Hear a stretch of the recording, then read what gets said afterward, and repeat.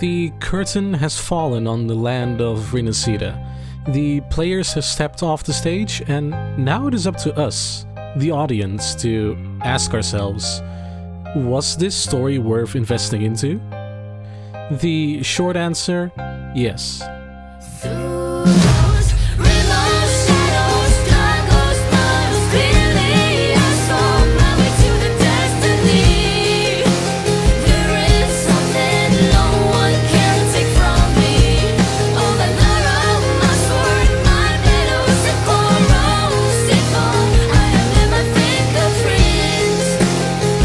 The long answer is the rest of this video. Spoilers ahead, obviously. Year 2 of Wuthering Waves definitely had some odd shoes to fill, as the previous year was anything but consistent when it came to the stories it told. Especially the main quest of version 1.0, the release build of the game, was lacking in multiple departments. The pacing was off, there was too much exposition, the voice direction of the English dub was mid at best, and in general it was just all over the place. This was a big problem, as it was both an introduction to the main plot of Wuthering Waves, but also most players' first and only impression of the game. And because first impressions matter, especially in live service games like Wuthering Waves, Kuro had an uphill battle for the rest of the year to try and keep their current players engaged, while also trying to gather new ones. Thankfully, the next versions of the game improved on storytelling in a dramatic way, giving us things like Chang-Li's amazing personal story, the conclusion of the Jinzhou arc, and of course the god-tier plot progression that we witnessed in the Black Shores. Especially the latter served as a good way to keep an overarching plot in place for when we ventured into the Land of Echoes, Rinascita.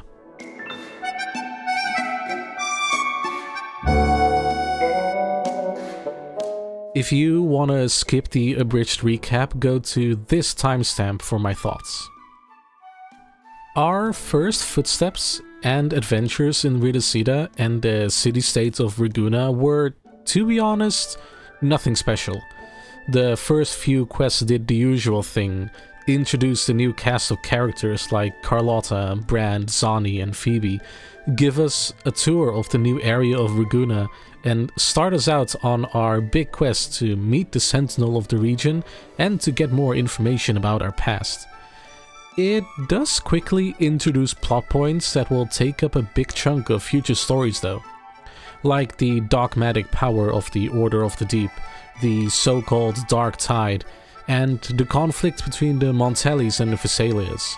We also meet a certain red-clothed playwright, not once, but twice in the first few quests, setting up his role as the story's red thread. So, you know, just business as usual when it comes to introducing a new region in a game like this. Finally, our quest to speak to the Sentinel finds a new goal. Partake and win Ragunna's Carnival, which we of course do after a climactic battle with a new overseer of the Fraxidus, Prolova.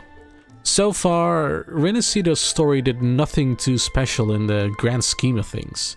Sure, the story was enjoyable, but it didn't reach the peak that the Black Shores was. But after a silly interlude about fishing, everything changed with version 2.2 and Act 4 of this story. The quest The Maiden, the Defier, the Death Crier turned Wuthering Waves Year 2 from just alright to absolutely amazing. It feels like the story only really begins here, starting with all the lore reveals surrounding the Vesalias, Cantarella's past as the real Blessed Maiden, and the Sentinel's corruption by the Threnodian, the false religion of the Church of the Deep, and the influence of the coming Darktide. Most of the things we accepted as lore and important story beats from the last few main quests is basically overwritten, and our journey switches over to a renewed focus on battling the Threnodian and uncovering the past of Rinascita. And of course, our journey to the inverted tower in Avenolium is the pinnacle of this particular quest, where we meet her. Just spare a second, slow your pace, listen to the story of Cardathia. She called for freedom, she a for legend, dreaming of splendid adventure. Cardathia is arguably the real protagonist of this story, as she plays a pivotal role in everything that follows. This is something I enjoyed a lot, as it allowed Rover to explore the story a bit more instead of being the only driving force behind it. Exploring Avenolium and learning about Cardathia's backstory really propelled Rinascita to completely new heights. Her past as the Blessed Maiden, cursed by the Threnodian but holding out against all odds, against the second Darktide because of her sense of duty, really tugged on the heartstrings.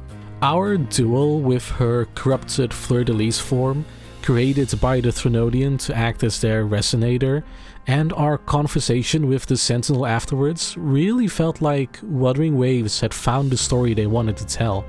From now on, everything was set on stopping the Darktide from returning, and stopping the Threnodian's influence on Rinascita and its people.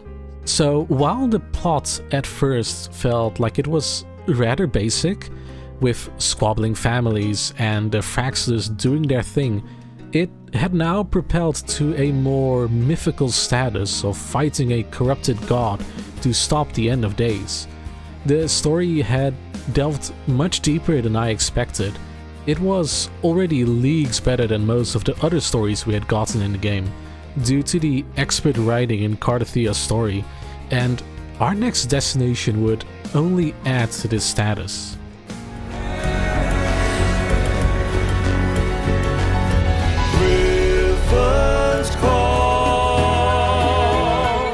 First of all, Septimont is a visual masterpiece. I've always loved the like ancient Greek / Roman aesthetic, so Septimont is right up my alley, and the differences between Ragunna and Septimont are an amazing contrast. But we came here for more than just sightseeing. Cardathia, who has now really been established as a key player in this entire story, went missing in Septimont. And it is up to us to find her and the mysterious half-human, half-lion creature we see her fighting in a vision.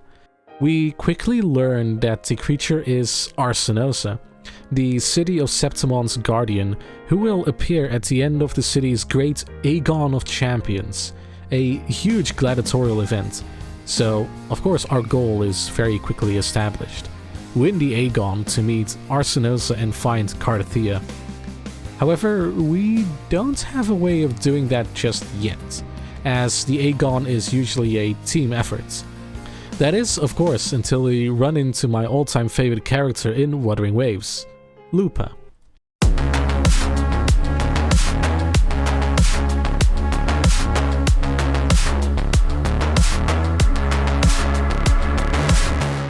As we form a team with Lupa and compete in the Aegon, things start to get weird. As we keep finding Cardathia's frequency all over the place, even on Lupa herself. As it turns out, at the same time as these events, Cardathia is exploring a more dark version of Septimont, alongside a nameless gladiator, Lupa suffering from memory loss, as she is attempting to free Arsinosa from the Threnodian's corruption. Furthermore, in one of our dreams we meet Prolova, the Fraxless overseer, once again as she hands us a play, one that depicts the future and says that Lupa will cause a new dark tide to destroy Septimont. Of course, we don't believe her and keep competing in the Aegon, but it does add to that slight sliver of doubt in our minds. We also learn about Mia, a troubled gladiator from 2 decades ago who won the Great Aegon but disappeared right after, and the corruption of the Silva family, as we win the Great Aegon with Lupa and meet Arsinosa, the Ephor Augusta, and the priestess Ayuno. Cardathia also manages to win her fight against Arsinosa with our help, and the playwright Cristoforo steps onto the stage once again to make things even weirder.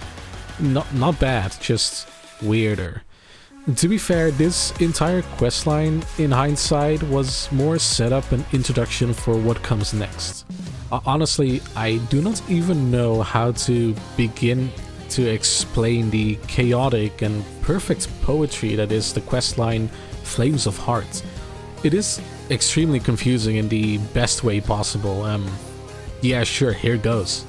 So, alongside Lupa and with the help of Arsinosa, we begin to piece together what is happening in Septimont regarding the play Prolova gave us, Lupa's fate and Cardathia's disappearance. It all ties back to Mia and the dark tide threatening Septimont. Mia, the gladiator from 2 decades ago, was actually created by the Threnodian, similar to Cardathia, and she was supposed to be the herald of the dark tide to Septimont by winning the Great Aegon. However, she resisted all the way to the end and actually threw herself into the sea to stop it from coming through. But after the events of Cardathia's quest, the spirit of the Threnodian needed a new body to control, and it found its way back to Mia's corpse, which had been found by none other than Cristoforo as he began scheming with the Threnodian, combining his not yet fully explained resonance ability to create new worlds he controls, and the Threnodian's power of making fiction a reality and influencing the world, I guess. The two started to, rewrite reality, turning Lupa into the new Mia of this age, heralding the dark tide whilst trapping the actual Lupa in the realm where Cardathia is at the moment. It's kind of confusing, but also kind of cool. Thankfully, we do figure this out as the rover, Lupa, and Cardathia combine their efforts to defeat the Lady of the Sea, the corrupted remains of Mia, freeing her from the Threnodian once and for all and thwarting Cristoforo's plan by also freeing both Lupa and Cardathia from the Shadow Realm. How this all plays in parallel to each other? I have absolutely no idea, but the climactic battles were worth it. Greatness has no summit, and victory is never the final word. Proud! Pitiful! Cry! Love!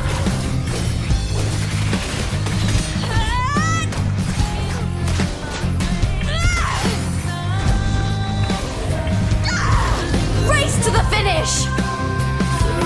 To face death with the crown of glory! By my will! Let this light burn in all its fury!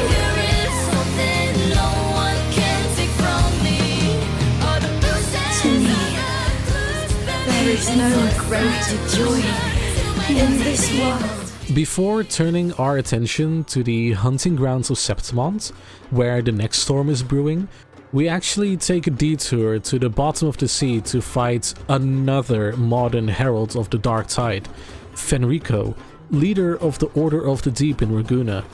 Because for some reason the Threnodian keeps throwing that mark on everyone it can. This time, however, the quest focuses more on Prolova, the Fraxidus Overseer, and her backstory. I actually made a whole video about this when it released, so feel free to check it out to get my full thoughts.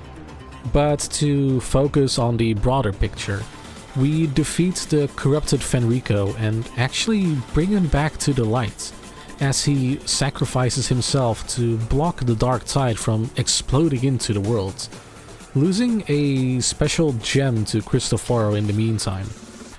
This means that the Order of the Deep is now leaderless, and also know that they are walking the wrong path. And with that side quest sorted, we set our eyes back to Septimont. After another interlude quest which focuses on Ephor Augusta's backstory, We enter the hunting grounds alongside the other gladiators to end the dark tide once and for all. Our goal is actually rather simple. While the other gladiators fight the Tacit Discords, we move towards Earthrend Wedge to find out more about the Sentinel, the Threnodian, and the Dark Tide. Here, we, alongside Augusta and Juno, learn more about the first time the Dark Tide swept over Septimont and how it affected Augusta specifically. Eventually, we come to blows with the False Sovereign, the will of the Dark Tide in Septimont made manifest. This boss fight and the duel with Augusta before it are honestly some of my favorite fights in the entire game.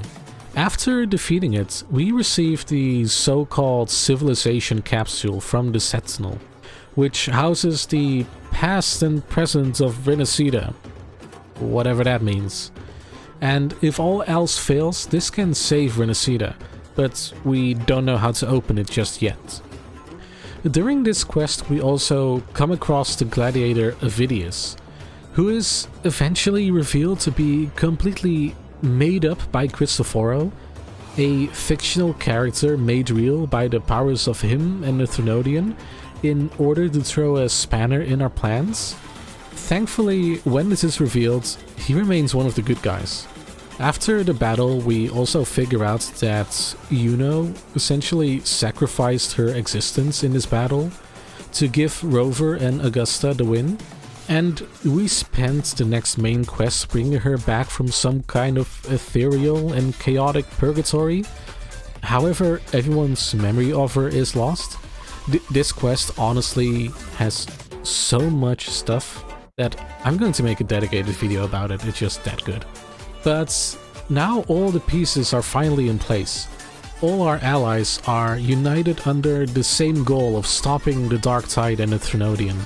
Multiple heralds of the Dark Tide have been taken care of, and we've learned all we need about the Sentinel and the Threnodian. It's time for the endgame. The last two main quests of Rinascita, the Bygone Shall Always Return and Dawn Breaks on Dark Tides, should really be experienced back to back.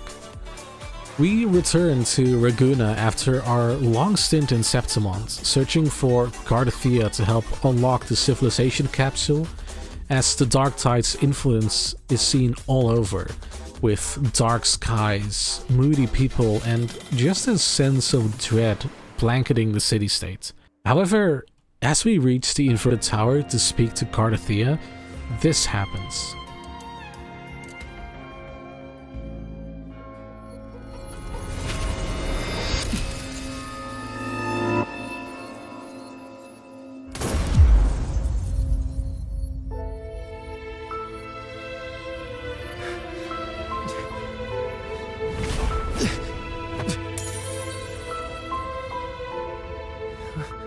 While searching for Cardathia's killer, the so-called Discord Slayer Galbrenna, things in Ragunna go wrong instantly.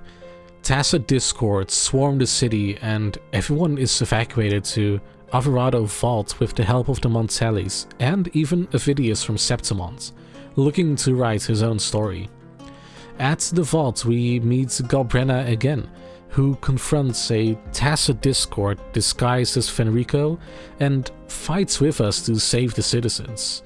So, for now we are allies, as even Cardathia's surviving frequency also asks us to trust her, as they plan to kill the Threnodian.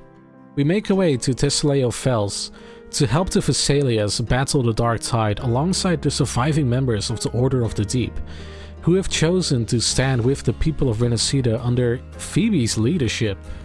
You go, girl. Galbrenna and Rover conclude that this surge of the Dark Tide must be due to a new herald, a mortal whose influence causes the Dark Tide to strengthen, just like Fenrico was and Mia was supposed to be. And we conclude that Avidius must be it.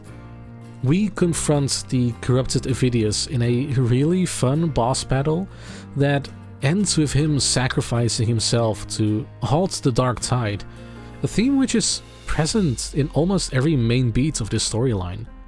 After the battle, the dark tide in Ragunna is stopped, but by now we understand that whenever one herald of the dark tide falls, another takes their place, and this time it's Rover, which is made evident by the increasing hallucinations we suffer from.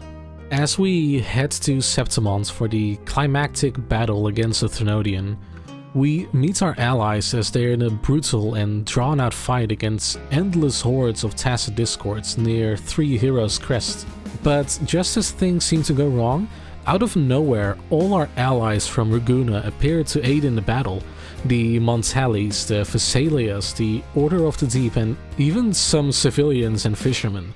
After the battle we figure out how they got here. The Black Shores have finally come to help in full force, keeping Alvarado Vault secure as we focus on ending the threat of the dark tide. Seeing all our friends, new and old, fighting together like this was a huge payoff for all the time we've spent in Rinascita so far. It's honestly one of my favorite things. After Galbrenna jumps into the dark tide to kill the Thrunodian herself, the Ragunnaci concludes that we must follow her after receiving the Primus's terminal from a lone swordsman from Holang. It is here, inside the dark and twisted paradise and hell of the dark tide, where our story reaches its climax. We learn about Galbrenna's past as the Discord Slayer, confront the deepening visions of the Thrunodian, and even battle the leader of the Fraxidus in order to act as a beacon for our allies to find a way to us. We also get a very unique look into the psyche of Rover themselves, as the influence and corruption of the Thrunodian takes a hold of them. We see visions of our allies dying, everything we worked for falling apart, and eventually find ourselves in a snow-covered expanse, with gravestones of our friends dotting the landscape, cementing the feeling that this was all for naught. At the end of the path, surprisingly enough, we see the rock mound we see in the main menu of the game, with Galbrenna meeting us and basically telling us to keep going. This entire scene is a masterpiece. I've never expected to see the main menu environment in this way, and it really pushed the spotlight back towards Rover and the overarching main plot. And when the main menu team from year 1 started playing, I legit got goosebumps. With the encouragement of Galbrenna and our other friends, we break through the illusion and are even joined by the echoes of Rinascita to confront the Thrunodian, who once again takes the shape of Fleur-de-Lis. During this final battle, with all our allies appearing and helping us fight, it's the typical end of a story peak that this storyline deserved. It even ends with Cardathea being resurrected and dealing the final blow, banishing the Thrunodian from Rinascita for good, at least for now. After the battle, the Fraxidus show up, spout some cryptic nonsense, say everything went to plan and dip, as usual. But with that, the curtain has fallen. Rinascita has been saved from the dark tide, Galbrenna joins the Black Shores, and Rover sets out to their next destination. And that's it. That's the broad story of Rinascita in a nutshell. Now, was it any good? I think Rinascita's storyline is easily one of the best, not just in Wuthering Waves, but really in any of the recent gacha games that I've played. While the start was rather typical and standard for open world games introducing a new region, everything after Cardathea's quest was really just peak after peak. The way Kuro kept upping the stakes by making the plot more and more grand just spoke to me, as it went from just fighting the Sentinel to a more mythological tale of gods fighting gods, and the impact of mere mortals on it all. This past year also provided so much world building with things like Phoebe's fishing event and Prolova's story. We learned a lot about Solaris 3 and the role that Rover played in its past and future. Another thing that Rinascita's story does leagues better than Huolong is its focus on its characters, rather than the big scary plot. There's a reason why Cardathea, Lupa, and Yuno's stories stay with me even months after playing them. It's because they focus on the emotional bonds between characters and honestly just their personalities and personal struggles. I also like how the contrast between Ragunna and Septimont was shown throughout the story and the role that they played. Like, Septimont was always the front line against the Dark Tide, and it shows in both the region and its characters. Whilst the Regunaci were busy with their religion and trade, the Septimonians were fighting, yet when it all came to a head, they still banded together against a common evil and respected each other as friends and comrades. I also like how the character designs show this contrast. Rinascita's story is definitely a huge step up from Wuthering Waves' previous year, and I can't wait to see what Kuro cooks up next. But this storyline also has a few glaring issues in pacing, usage of characters, and the plot. I honestly think that Rinascita could have worked with like one less version than we got. Like, the story has 11 acts with multiple interludes and huge breaks in the main story. Think about Phoebe's fishing event or the mysterious poet telling us Augusta's backstory. These pauses in the awesome and well-written main plot just put everything on the brakes and slow down the pacing. While the stories they told were good, don't get me wrong, they feel like they'd be more suited as side events and not really part of the main story. This bloat in acts also affected the different character stories we got, as every new playable character of course gets their own impactful story or event, but they were often left to dry for months afterwards. I think Tricona is the best example of this. Her special event in version 2.3, Your Summer Will Never Wither, was one of the most emotionally impactful stories in the entirety of Rinascita to me. Her tragic backstory, her drive for being a bard, and the way the Order concealed it all and tried to banish her had me at the edge of my seat. But after it's all resolved and she promises to join us in our journey against the Dark Tide, we don't see her again until the climactic battle in Septimont. For entire months she was off the radar, and I feel like it was a waste not to use her and other characters more in the main story. Even if it was just random phone calls talking about their progress. Lastly, the one major plot point that I think stops the story of Rinascita from being a 10 out of 10 is none other than this guy. Cristoforo, the Fraxidus Overseer himself. Like, don't get me wrong, I like his design, I like his personality, I like his general role in the story, but I feel like he's just one big plot device who just has it way too easy. His sole purpose in the story is to make everything happen behind the scenes, using his insanely powerful resonance power of playwriting, combined with the Trinodian's power. Just everything involving Mia and Avidius is so confusing. Even when you do your best to understand everything, it's very hard to make sense of it all. Man literally creates new beings for his schemes and was able to use Wuthering Waves' magic system to try and rewrite reality. Not to mention the times he, with the help of Scar's portals, who he literally wrote into being out of prison by the way, just pops up, gets the thing he needs, and dips again. More often than not, he felt like an unfair opponent, and while I know that this is the entire thing with the Fraxidus, it felt incomplete. I fear that players can easily get lost in the main story because of it. The story of Lupa and Mia, while my favorite, is downright confusing during the initial playthrough, and I think that more casual players are at risk of not getting it, because of all the time play and different dimensions and storylines.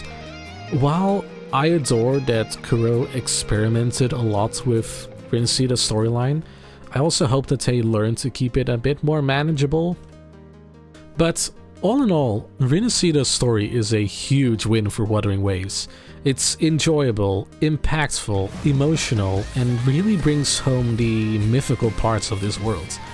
While a bit too long and complex at times, I think that it's definitely worth playing through this entire storyline, even as a new player.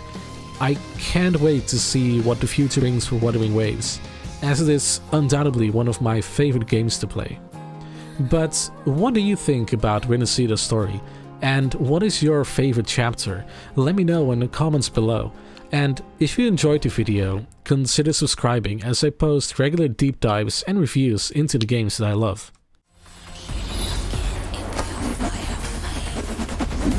You cold warrior?